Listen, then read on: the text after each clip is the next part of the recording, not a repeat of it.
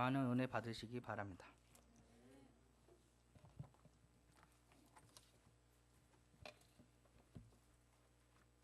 안녕하세요.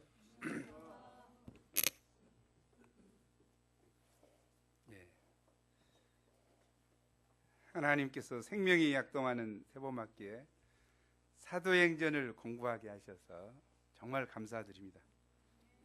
우리 산부가 사도행전을 공부해 가면서 교회의 본인 초대교회의 모습을 배우고 실천하며 적극적으로 닮아가기를 기도합니다. 또한 성도들의 신앙의 본인 사도들의 신앙과 복음정신, 증인의 삶을 배우고 실천하며 닮아가기를 기도합니다. 무엇보다 제자들과 교회를 이끄셔서 놀라운 사도행전의 역사를 이루신 성령님의 인도하심을 받고자 소원하고 성령님께 우리 자신과 모임을 내어놓아 온전한 이끄심 받기를 간절히 기도합니다. 저는 사도행전을 하니까 굉장히 가슴이 부풀고 기대가 되는데요. 여러분은 별로 그러지 않은 것 같습니다. 당연하죠. 왜냐하면 흐린 날씨이기 때문에. 그러나 사도행전은 어느 성경보다 성령께서 살아 역사하시는 것이 뚜렷한 책입니다. 무엇보다 예수님이 이루신 역사가 아니고 그 제자들, 연약했던 제자들을 들어 쓰셔서 놀라운 능력의 역사를 이루는 책이기 때문에 우리에게 소망이 됩니다. 나같이 연약하고 부족하지만 허물지고 제약되지만 나를 우리 주의 성령께서 붙드시면 놀라운 능력의 역사가 일어날 것을 믿기 때문이죠. 정말 복음서에 나온 제자들 보면 연약합니다. 허물집니다. 그러나 사도행전에 나온 제자들 보면 이 보통 역사가 아니죠. 불굴의 힘을 가지고, 아니 불굴의 능력으로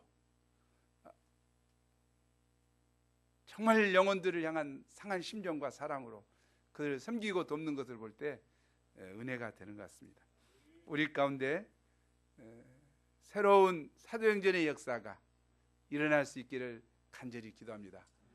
우리가 사도행전을 쓸 수 있습니다. 29장의 주인공이 될 수 있습니다. 왜냐하면 28장이 끝나면서 마무리 인사를 안 했거든요. 계속해서 될 것이라고 생각하고 있어요. 그래서 29장의 주인공 위지승, 이 30장의 주인공 이비전, 31장의 주인공 김혜슬아. 순서가 내 마음대로입니다. 윗목자부터 해야 되는데 대충 제가 하다 보니까 성령의 이끌림을 받으면 제1부 오직 성령이 너에게 임하면 1절에서 11절입니다. 우리 함께 1장 8절을 읽어보죠. 시작. 오직 성령이 너희에게 임하시면 너희가 권능을 받고 예루살렘과 온 유대와 사마리아와 땅끝까지 이르러 내 증인이 되리라 하시니, 사도행전은 부활하신 예수님께서 택하신 사도들에게 구속 역사의 바톤을 넘겨주는 데서 시작됩니다.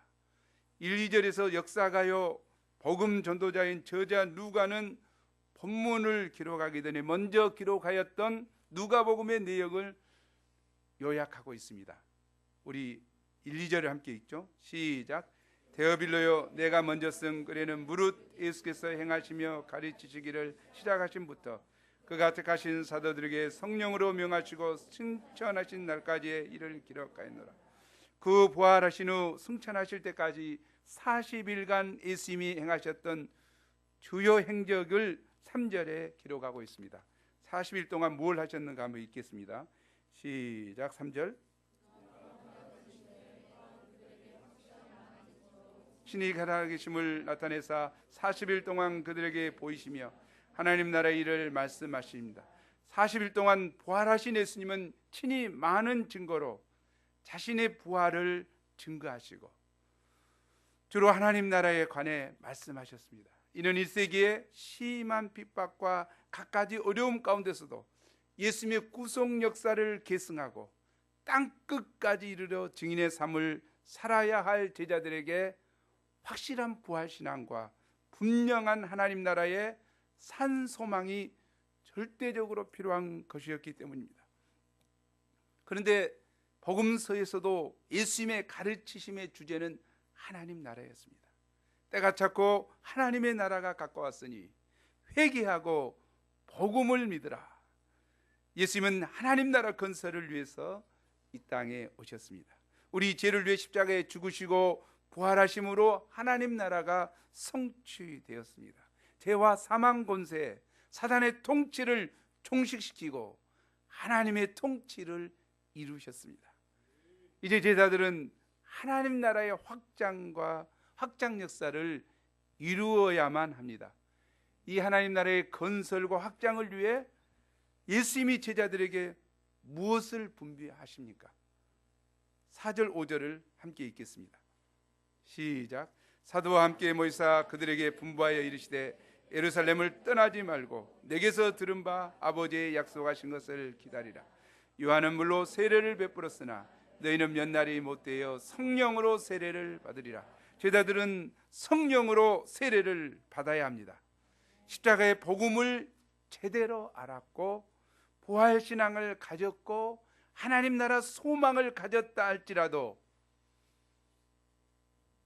우리의 힘과 의지로 하나님의 일을 다 할 수 없습니다. 성령의 도우심 없이는 아무것도 할 수 없음을 알아야 합니다.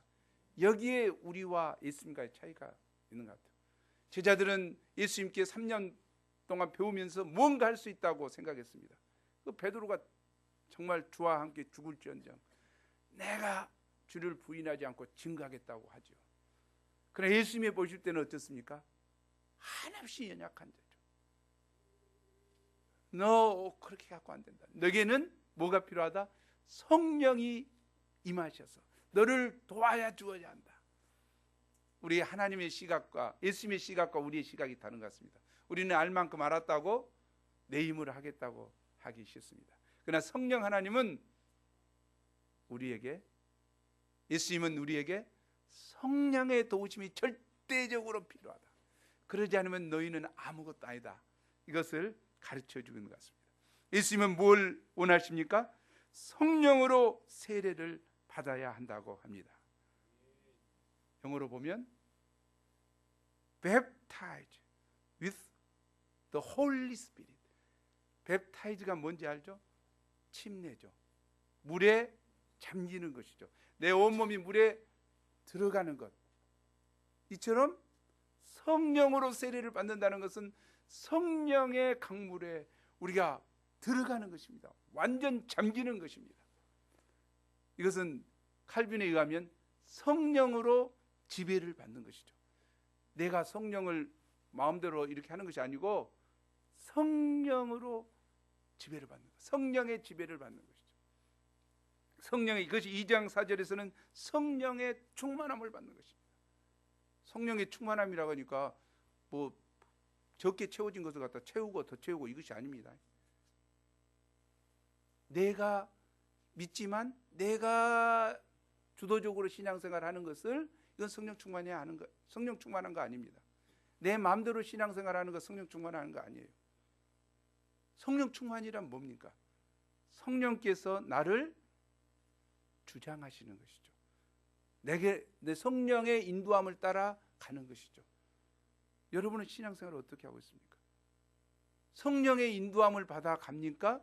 아니면 내가 성령을 주물떡 내 마음대로 사는 것입니까? 다르죠. 성령의 지배를 받는 것, 성령이 내 삶을 인도하는 것, 그 사람은 성령 충만한 사람이고 예수님이 원하는 삶이죠. 그러나 내 감정대로, 내 생각대로, 내 뜻대로, 내 마음대로 하고 싶으면 하고 말고 싶으면 마는 그런 신앙생활은 성령이 안 충만한 생활이죠. 이름이 안 충만이라고 또 있네.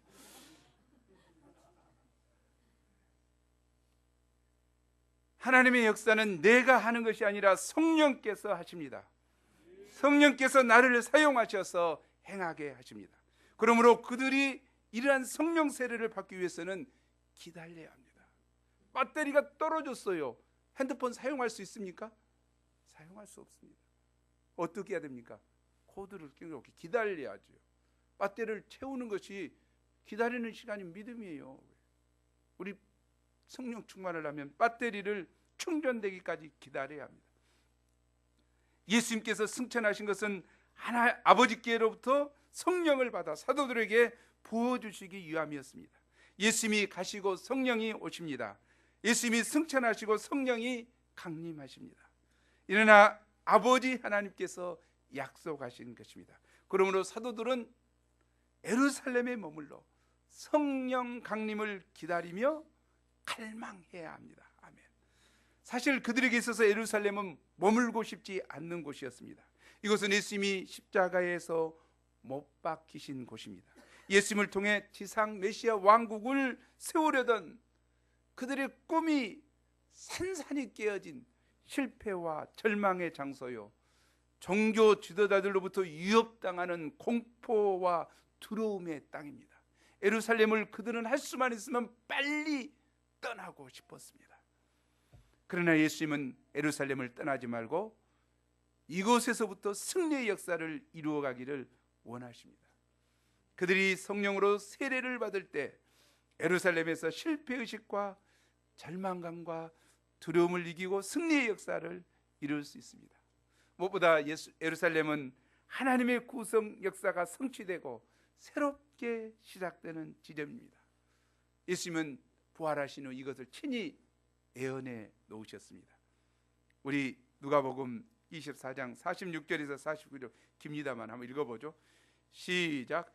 또 이르시되 이같이 그리스도가 고난을 받고 제3일에 죽은 자 가운데서 살아날 것과 또 그의 이름으로 제사함을 받게 하는 세계가 예루살렘에서 시작하여 모든 족속에게 전파될 것이 기록되었으니 너희는 이 모든 일의 증인이라. 볼지어다 내가 내 아버지께서 약속하신 것을 너희에게 보내리니 너희는 위로부터 능력을 입혀질 때까지 이 성에 머물라 하시니라.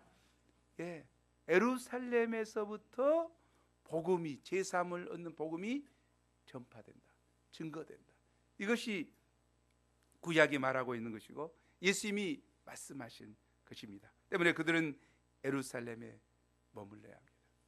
우리의 예루살렘이 어디입니까? 우리의 예루살렘이 캠퍼스일 수 있습니다. 실패했던, 좌절했던 그곳일 수 있습니다. 우리의 예루살렘이 직장일 수 있습니다. 직장이 지겨울 수도 있고 실패할 수도 있고 연약할 수도 있습니다. 그러나 하나님이 원하시는 것은 무엇입니까? 그 캠퍼스에서, 그 직장에서 성령의 능력을 덧입고 승리의 역사를 이루고 새롭게 그곳에서부터 역사가 시작되기를 원하실 것입니다. 중요한 것은 위로부터 임하는 성령의 능력을 덧입는 것입니다. 위로부터 성령의 능력을 덧입을 때 실패와 절망과 두려움의 땅이 변하여 복음 운동의 거점이 되었습니다. 위로부터 성령의 능력을 덧입을 때 예수님을 못 박아 죽인 괴악한 도시가 제3의 복음을 모든 족속에게 전파하는 시발점이 되었습니다. 위로부터 성령의 능력을 덧입을 때 사도들은 예루살렘에서부터 복음 운동을 새롭게 시작하여 하나님 나라 일을 전개시켜 나갈 수 있었습니다.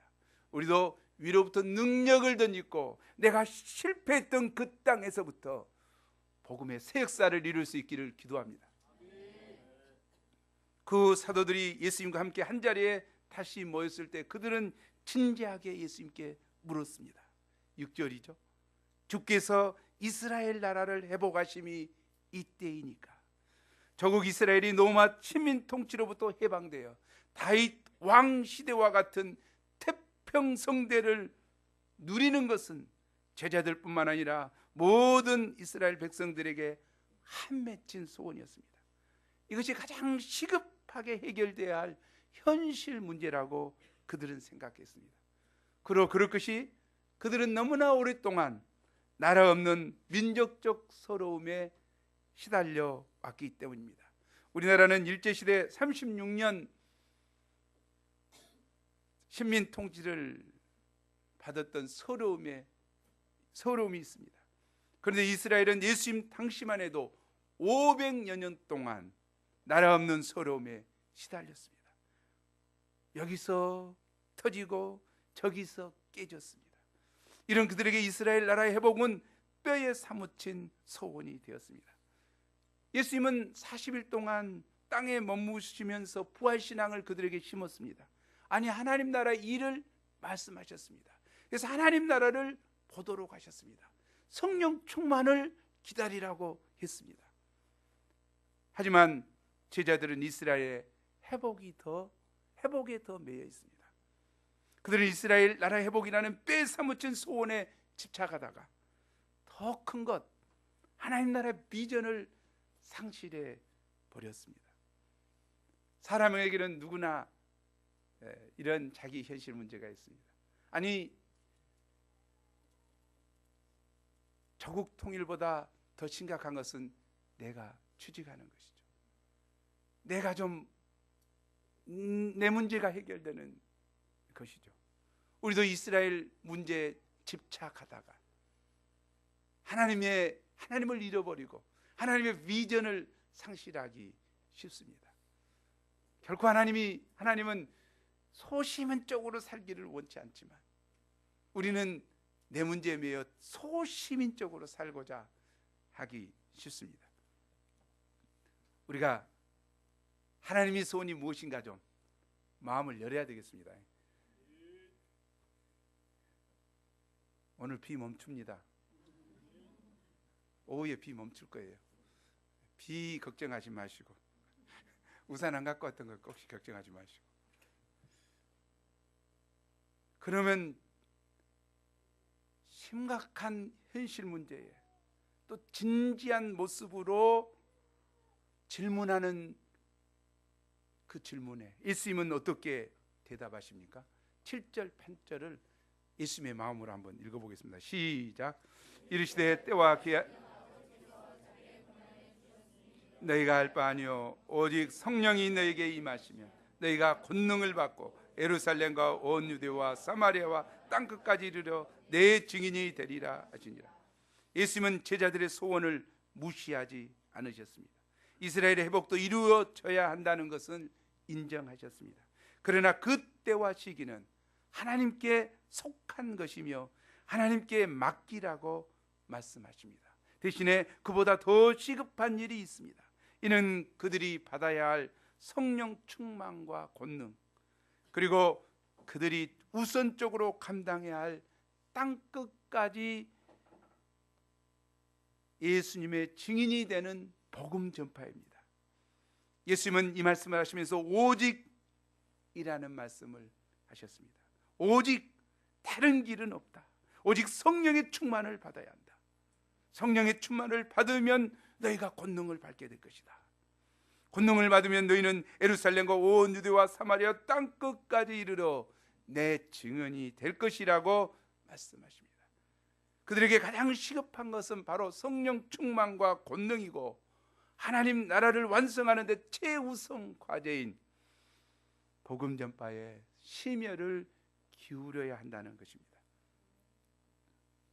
우리는 이 말씀에서 세계 선교 명령을 하신 예수님의 이 말씀에서 예수 그리스도의 믿음과 비전을 볼 수 있습니다. 예수님의 믿음은 대단한 것 같아요. 비전이 대단하신 것 같아요. 어떻게 연약한 제자들에게 땅끝까지 이르러 내 증인이 되라고 할 수 있는가? 그들은 갈릴리 촌놈들입니다. 아무것도 배운 것도 없어요. 또 더욱이나 외국어를 잘하는 것도 아니에요. 외국어 하나도 못해요. 그럼에도 불구하고 땅끝까지 이르러 내 증인이 되라고 제자들을 믿어주시고 제자들에게 비전을 심어주시고 연약한 그들을 통해서 세계가 복음화될 것을 믿었습니다.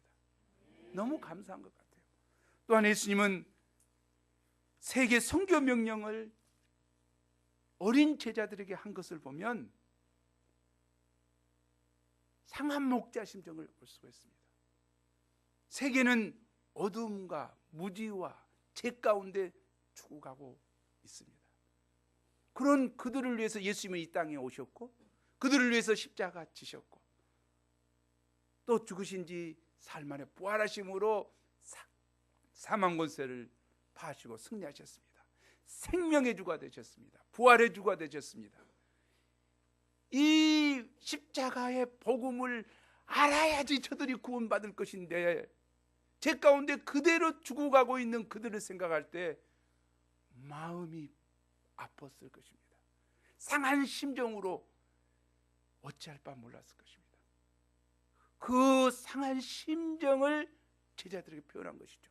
너희가 부족하고 연약하지만 성령이 너희를 도울 것이다. 너희가 권능을 받고 예루살렘과 온 유대와 사마리아와 땅끝까지 이르러 내 증인이 되리라. 세계 선교 명령은 예수님의 만민 구원을 향한 상한 심령을 표현하는 가장 분명한 표현입니다. 이 세계 선교 명령처럼 세상 만민을 향한 상한 심정이 표현된 것이 없습니다. 그렇잖아요. 세계 무지한 저들이 그대로 죽어간다면 이 마음 아픈 이야기죠. 네가 가서 좀 복음 좀 전해줄래? 네가 가서 좀 이야기 좀 해줄래? 이 구원의 기쁜 소식이 있다는 것을 네가 좀 가서 이야기하면 어떠겠니? 이런 표현이죠. 연약한 제자들에게 그걸 표현하고 있는 거예요. 이 복음 전파 사명은 근본적으로 사람을 살리는 일이기 때문에 세상에서 가장 위대한 일입니다. 따라서 하나님께서 사도들에게 성령 충만을 주시는 궁극적인 목적도 그들이 예수님의 증인이 되는 것이요, 그것도 한 곳에 머무름이 아니라 동시몬을 그리듯 퍼져나가듯 점점 넓어지는 세계 선교인 것입니다. 예수님은 그들이 성령 충만을 받고 권능을 소유하여 예루살렘과 온 유대와 사마리아와 땅끝까지 이르러 예수 그리스도의 증인이 되기를 소원하셨습니다. 이것이 하나님의 간절한 소망이요, 예수님의 유언적 명령입니다. 여기 증인이라는 단어, 마르투레스, 위트니스, 증인이라는 단어는 순교자라는 의미가 들어있습니다. 이는 주님에 관하여 보고 들은 것을 사실 그대로 증거할 뿐 아니라 주님을 위하여 순교할 자세가 더 있어야 한다는 것이죠. 오늘날도 마찬가지죠. 법정에서 증인으로 쓰려고 하면 어떻습니까? 죽이겠다는 사람 많이 나타나죠. 목숨을 걸어야 될 때가 있죠. 나의 증언이 분명한 사실이기 때문에. 증인이란 무엇입니까? 자기 생각을 이야기하는 거 아니죠. 보고 들은 것, 알고 있는 사실을 그대로 이야기하는 것이죠. 자기 생각을 피력하는 거 아니죠. 이를 위해서는 목숨을 유업이 있을 수 있다는 거죠. 그러나 목숨의 유업을 할지라도 증인의 삶을 사는 것이죠. 세상에서 죽어가는 영혼을 살리는 일처럼 중요하고도 시급한 일은 없습니다. 이는 예수님께서 이때까지 감당하신 일입니다. 예수님의 증인이 된다는 것은 예수님이 하신 구속 사역을 계승하는 것으로서 인류 구속 역사를 감당하는 역사 창조의 주역이 되는 것입니다. 또 이 사명은 특정한 사람에게만 주어진 것이 아니죠. 모든 그리스도에게 인에게 주는 대특명입니다. 그런데 여기에도 순서가 있죠. 예루살렘과 다음에 성서 이스라엘과 그 다음에 사마리아와 땅끝까지 이르는 동심원을 그려가면서 가는 거죠. 우리가 어느 곳에 있든지 내 주위에서부터 점점 넓혀가는 것입니다. 세계 선교를 꿈꾸고 있습니까? 당신이 있는 자리에서부터 복음을 증거하십시오. 땅끝까지 가기를 원합니까? 당신이 있는 그곳에서 당신 옆에 있는 그 사람을 구원하는 일을 먼저 하십시오. 그럴 때 당신을 들어 쓰시고 땅끝까지 이르러 내 증인이 되게 하실 것입니다. 그것이 성경이 말하는 것이죠. 우리의 선교지는 어디입니까? 믿지 않는 모든 사람입니다. 우리 땅끝이 어디입니까? 믿지 않는 바로 그 사람이 땅끝입니다. 왜냐하면 지구는 동그랗기 때문에 쭉 갔다가 오면 그 자리죠. 그 자리가 땅끝이죠. 뭐요?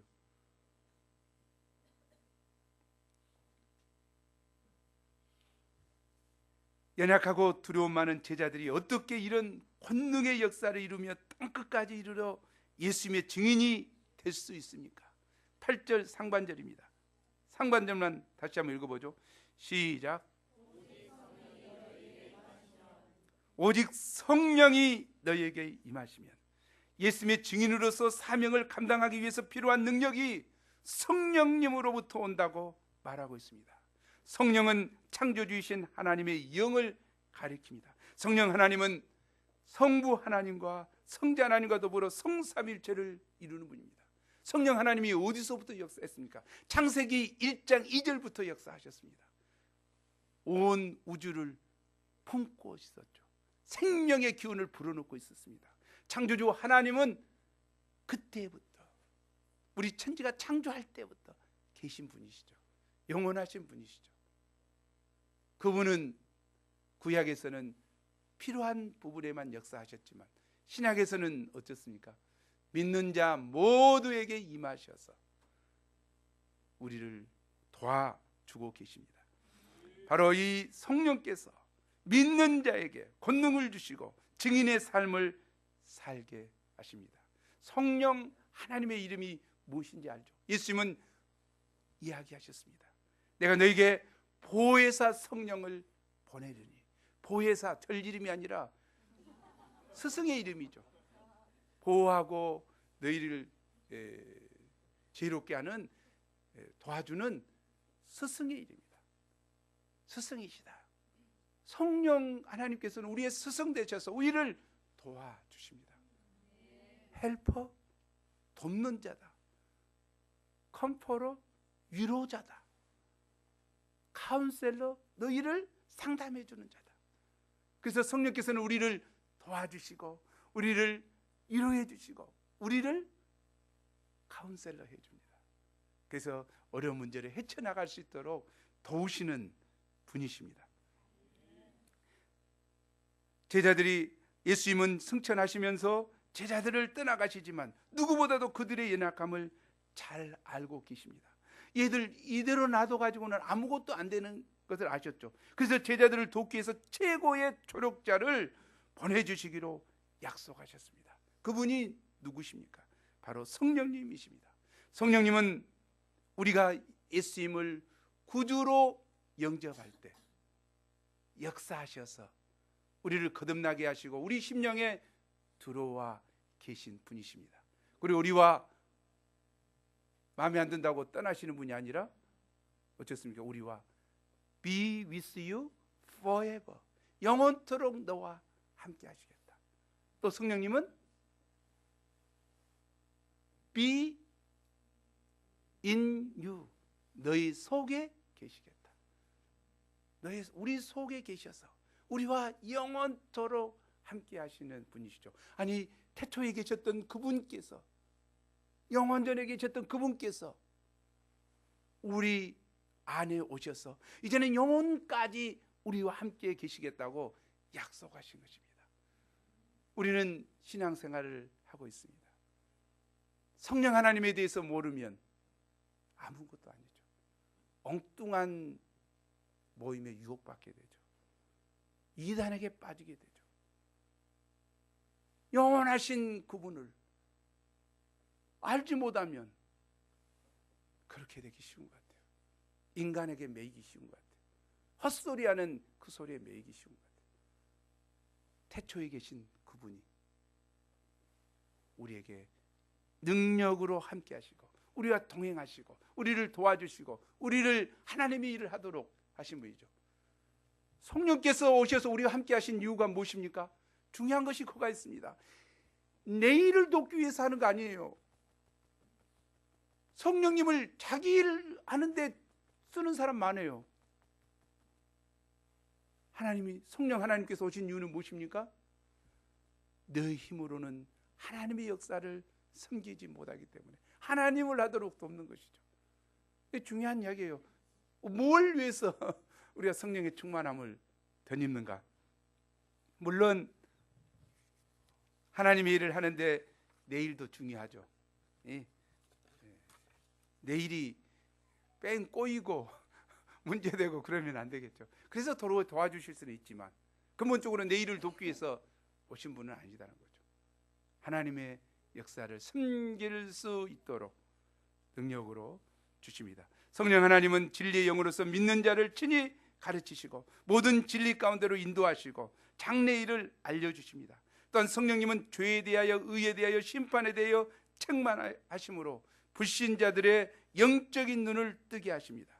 이러한 보혜사 성령님의 도우심으로 제자들은 예수님보다도 더 큰 일을 할 수 있었습니다. 실제적으로 예루살렘과 온 유대와 사마리아와 땅끝까지 이르러 증인의 삶을 살았습니다. 예수님과 달리 인간의 육체라는 한계가 없으신 영이신 성령님이 창조주 하나님과 동일한 하늘과 땅의 모든 권세와 능력을 가지시고 바로 우리 옆에 딱 붙어서 도와주시는데 권능이 나타나는 것은 당연한 거 아닙니까? 성령님이 네 옆에 딱 붙어 있으니까 권능이 나타나겠다고 옆에 사람 이야기해 주세요. 권능 나타나겠다. 졸지 마라. 졸지 마라.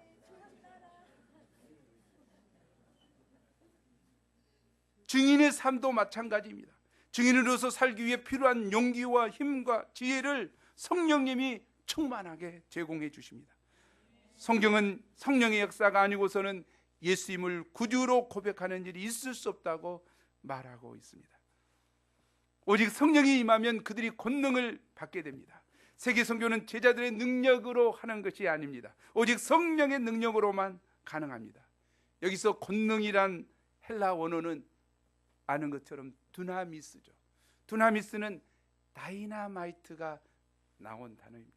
다이나마이트와 같은 폭발력을 말합니다. 이 권능이 다이나마이트와 같은 폭발력. 우리의 힘과 능력으로는 단 한 사람도 변화시킬 수 없습니다. 자의식과 두려움 때문에 입이 떨어지지 않습니다. 여러 가지 장애물 앞에 주저앉을 수밖에 없습니다. 그러나 오직 성령이 임하시면 초월적인 능력이 임하게 됩니다. 두려움하는 제자들이 3,000명, 5,000명을 회개시키는 기적의 역사를 이루었고 핍박에 굴하지 않고 줄기차게 복음을 전하며 귀신을 쫓아내고 병든 자를 고쳤던, 아니 죽은 자를 살려 이렇게 세웠던 그 능력이 성령의 능력입니다. 이것은 베드로의 능력이 아닙니다. 제자들의 능력이 아닙니다. 성령께서 권능을 부어주셨기 때문에 능히 할 수 있었습니다. 과연 인간적으로 나약하던 제자들이 성령의 충만함을 받았을 때 그들은 땅끝까지 증인의 삶을 살 수 있었습니다. 이 시간 우리도 부족한 자신의 능력과 처지를 바라보며 증인으로 살기 힘들다고 연약해질 것이 아니라 파라클레토스, 나와 나의 곁에 딱 붙어서 도우시는 성령님, 옆에서 도우시는 성령님의 권능을 의지하며 예수님의 증인의 삶을 살 수 있기를 간절히 기도합니다. 부활하신 예수님은 제자들에게 선교 명령을 주고 나서 그들이 보는 데서 올리워져 가셨습니다. 제자들은 너무나 갑작스럽게 일어난 일이어서 정신이 멍하여 하늘에서 눈을 떼지 못했습니다. 마치 사라져가는 풍선을 바라보듯 하고 하늘을 쳐다보고 있었습니다. 이때 흰옷 입은 두 천사가 곁에 서서 말했습니다. 갈릴리 사람들아, 어찌하여 서서 하늘을 쳐다보느냐? 너희 가운데서 하늘로 올려지신 이 예수는 하늘로 가심을 본 그대로 오시리라. 재림하실 예수님 어떤 모습인지 아시죠? 하늘로 올라간 그대로 오시리라. 큰 권능과 영광으로 구름 타고 오신다고 하셨습니다. 재림 예수가 왔어요? 정신 차려야 되겠죠.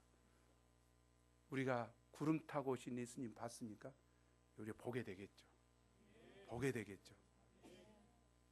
지가 제일 예수라고 하는 사람 엉뚱한 놈이지.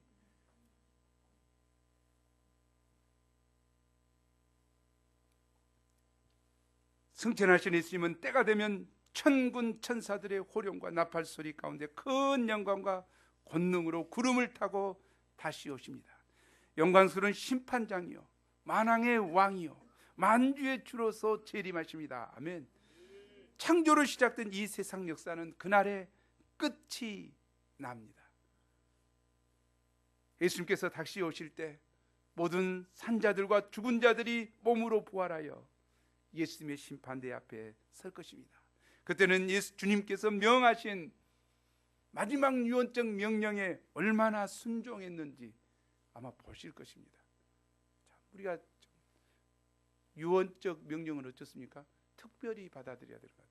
오늘 세계 선교 명령을 특별히 받아들여서 A뿔 인생을 사는 저와 여러분이 되기를 간절히 기도합니다.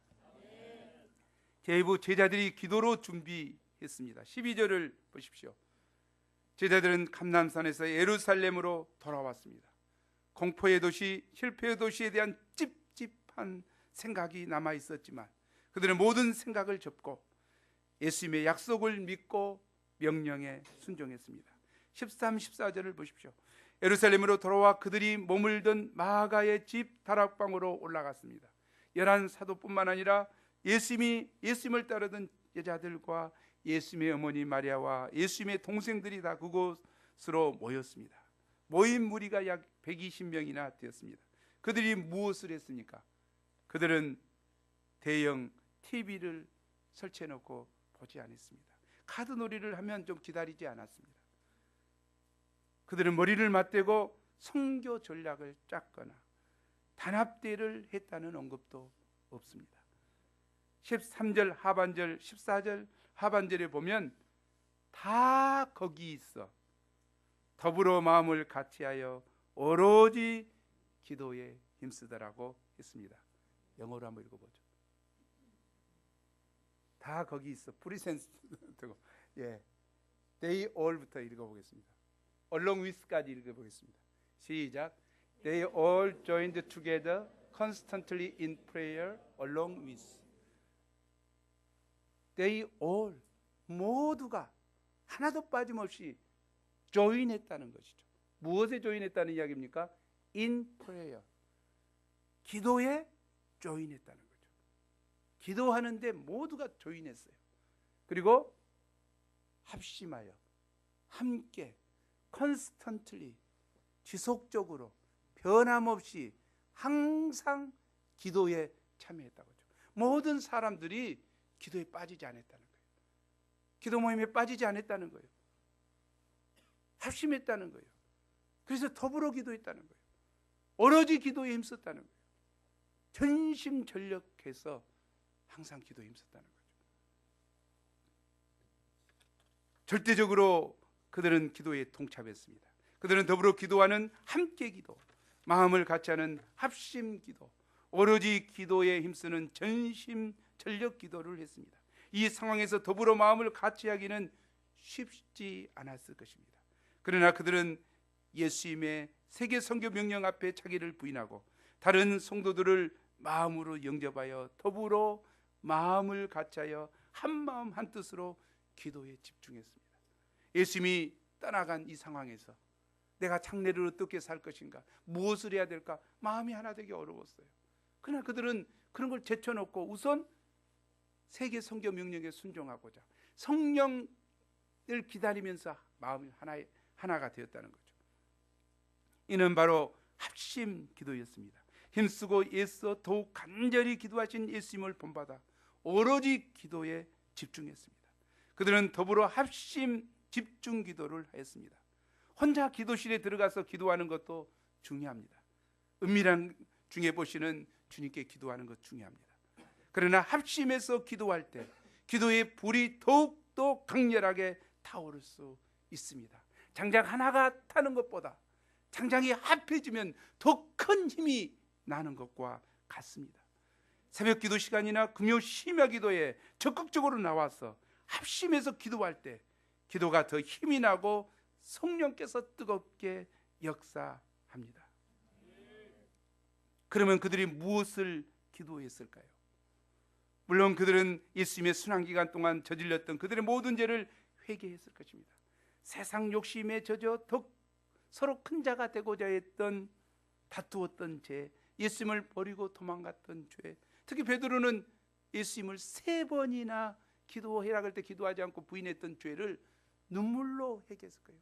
다시는 기도하지 않겠다고, 기도하지 않는 죄를 범하지 않겠어요. 제가 기도하겠어요. 아까 눈물로 회개했을 것 같아요. 이런 뜨거운 합심 집중 기도는 예수님이 승천하신 날부터 오순절 날까지 10일 동안, 하루 이틀이 아니고 10일 동안 계속되었습니다. 이처럼 제자들이 오로지 기도에 힘쓰며 성령의 그릇을 이루자 마침내 오순절 날 호련히 하늘로부터 급하고 강한 바람 같은 소리가 내며 불같은 성령이 임하였고 모두 성령 충만함을 받았습니다. 120문도가 거기 있었는데요, 성령 충만 안 받은 사람 있을까요? 거기 있는 모두가 받았어요. 각 사람에게 다. 중요한 것 같아요. 기도의 자리에 있어야지. 기도의 자리에는 없고 그냥 하여튼 나는 성령 충만함이 없을까, 나는 비실바실할까, 안 되죠. 기도의 모임에 오셔서 성령 충만함을 받기로 합니다. 제가 10일 동안이라는 것을 잘못 계산해 가지고 알죠. 정말 내가 2004년도 5년도인가 정말 왜 심야 기도 때 나 정말 한번 기도 한번 해보면 좋겠다. 우리가 50일 동안 하루도 안 빼지 않고 한번 심야 기도 한번 하면 좋겠다. 어떤 그 멍청한 계산을 못 해가지고 10일 동안 이 제자들은 기도했는데 잘못하고 내가 50일 동안 기도한 줄 알았어요. 50일 동안 우리가 기도했잖아. 심야 기도 아시죠? 내가 뭔 메시지를 전했는가 저는 모르겠어요.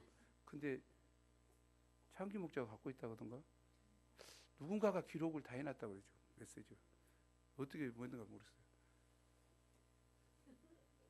근데 어째 3부는 우리는 지성적인 모임이잖아요. 조용하고 기도도 조금조금 하고 조심스럽게 하고. 그런데 전혀 기도에 힘써보니 50일 동안 해보니까 어떤 일이 벌어졌는지 알죠? 아이고 그냥 뭐 이쪽에서 예언이 나고 뭐 하나님 음성을 들었는데 어쩐지 난리 법석이. 그래서 동일한 것 같아요. 이거 동일해요. 성령의 역사는 합심해서 심정을 가지고, 그때 얼마나 제가 사모했습니까? 성령 하나님 임재하심 모두가 사모했어요. 나는 그 말 해놓고 그냥 안 하려고 하고 있는데 그냥 막 목자님 언제예요? 언제요? 나보다 더 사모해가지고 이 사모하는 가운데 성령께서 역사하신 것 같습니다. 이와 같이 이제는 우리도 모여서 잡담하기보다 합심 집중 기도를 해야겠습니다. 세상 일은 머리를 짜내서 좋은 전략을 세우고 돈을 들이고 단합대회를 열어서 마음을 합하여 이루어 가지만 하나님의 일은 성령이 옆에서 도와주셔야 하고 한뜻 한 마음으로 끊임없이 기도에 힘쓸 때 성령께서 역사하십니다. 기도는 우리 신자들의 가장 강력한 무기입니다. 이 영어를 잘 알죠? 제가 자주 쓰는 영어. 한번 읽어보죠. 시작. When man walks, man works. When man prays, God works. 내가 일하면 내가 일하지만 내가 기도하면 하나님이 일하신다. 아멘. 전능하신 하나님이 나를 위해서 일해준다는 거죠. 하나님의 역사에 일해준다는 거죠. 인간적인 성실과 의로움으로 몸을 아끼지 않고 일을 한다고 해도 기도하지 않는 것은 소위 말하는 포크레인 앞에서 삽질하는 것과 같다고 했습니다. 기도는 성령의 포크레인에 시동을 거는 열쇠와 같습니다. 기도는 성령의 포크레인을 움직이지만 기도가 없는 증인의 삶은 삽질에 불과합니다. 2000년이 지난 지금도 성령님은 동일하게 역사하십니다. 우리가 증인으로 살기 위해서 모이기에 힘쓰고 더불어 협심하여 지속적으로 간절히 기도하고 성령의 그릇을 이룰 때 과거 제자들에게 나타난 성령의 폭발적인 권능의 역사가 일어납니다. 내가 권능을 받고 이 권능이 두나미스는 다이나마이트와 같은 폭발력이 있는 것입니다. 권능을 받는다는 거예요. 그런데 그 다이나마이트에 불을 붙이는 것은 바로 기도입니다. 다이나마이트가 아무리 많아도 불 붙지 않는다면, 젖어 있는 것이라면 능력이 나타날 수 없습니다. 그러나 그 다이나마이트 같은 권능에 불을 붙이는 것은 우리의 기도입니다. 우리가 기도할 때 그 다이나마이트가 불이 붙고 터지게 됩니다. 그럴 때 놀라운 변화의 역사가 일어나는 것입니다. 한 도시가 변화됩니다. 한 나라가 변화됩니다. 성령께서 역사하실 때 다이나마이트만 가지고 자랑만 하고 있을 것입니까? 아니, 겁만 주고 있을 것입니까? 기도함으로 하나님이, 아니 120문도가 간절히 기도했던 것처럼, 그래요 그 다이나마이트가 터져서 저도 교회가 생기고 세계가 변화됐던 것처럼 우리도 기도의 자리에 나와서 그 다이나마이트와 같은 권능의 역사가, 폭발력의 역사가 내 삶을 통해서, 아니 우리 모임을 통해서 나타나기를 원하고 기도의 자리로 나가겠습니까? 우리 주님은 우리에게 명령하십니까? 오직 너에게 성령이 임하시면 너희가 권능을 받고 예루살렘과 온 유대와 사마리아 땅끝까지 이르는 내 증인이 되리라고 하십니다. 우리가 기도의 자리에 나가야 되지 않겠습니까? 아니, 마음을 같이하여 기도해야 되지 않겠습니까? 영혼 구원이 얼마나 중요합니까? 우리는 영혼 구원의 가치를 압니다. 아니, 내가 복음을 전하는 것이 참으로 중요한 것을 압니다. 하지만 내 힘으로 이 일을 할 수 없습니다. 아니, 내 힘으로 이 일은 되지 않습니다. 우리가 무엇을 해야 됩니까? 성령의 충만함을 받아야 합니다. 성령의 충만함은 기도하는 자들에게 왔던 것처럼, 하나님의 말씀을 믿고 기다리며 기도했던 그들에게 임했던 것처럼 우리가 성령 하나님을 간절히 사모하고 기다린다면, 아니 부르짖어 기도한다면 우리 가운데도 동일한 능력의 역사가, 임하심의 역사가 나타날 것을 믿습니다. 봄학기 역사를 섬기는 우리에게 기도의 불이 붙기를 간절히 기도합니다. 잠깐 기도하겠습니다. 하나님 아버지, 하나님께서 오늘 귀한 생명의 말씀을 주셔서 진실로 감사합니다. 연약하고 허물진 제자들, 그들이 땅끝까지 이르러 예수 그리스도의 증인이 된다는 것은 상상할 수 없지만 우리 주님께서는 성령을 약속하시고 성령께서 너희를 쓰셔서 땅끝까지 내 증인이 될 것이라고 말씀하셨습니다. 이 명령을 받은 제자들은 모여서 더불어 기도하고 오로지 기도하고 합심하여 기도하고 기도에 매진했을 때 과연 오순절날 성령 하나님께서 친히 그들에게 임하셔서 권능을 드러내시고 그들을 사용하셔서 땅끝까지 증인이 된 것을 봅니다. 하나님, 저희도 새학기 역사를 앞두고 있습니다. 한 사람을 변화시키는 것이, 한 사람에게 복음을 전하는 것이 내 힘으로는 쉽지 않습니다. 하나님 도와주십시오. 하나님, 저희가 겸손히 성령 하나님을 사모하고 바라며 도우심을 의지하는 저희가 되게 도와주시고 의지함으로 복음을 담대하게 증거하고 변화시키는 역사 이룰 수 있도록 도와주십시오. 성령 하나님 임하시옵소서. 기름 부음을 허락해 주시옵소서. 감사하고 예수 이름으로 기도합니다.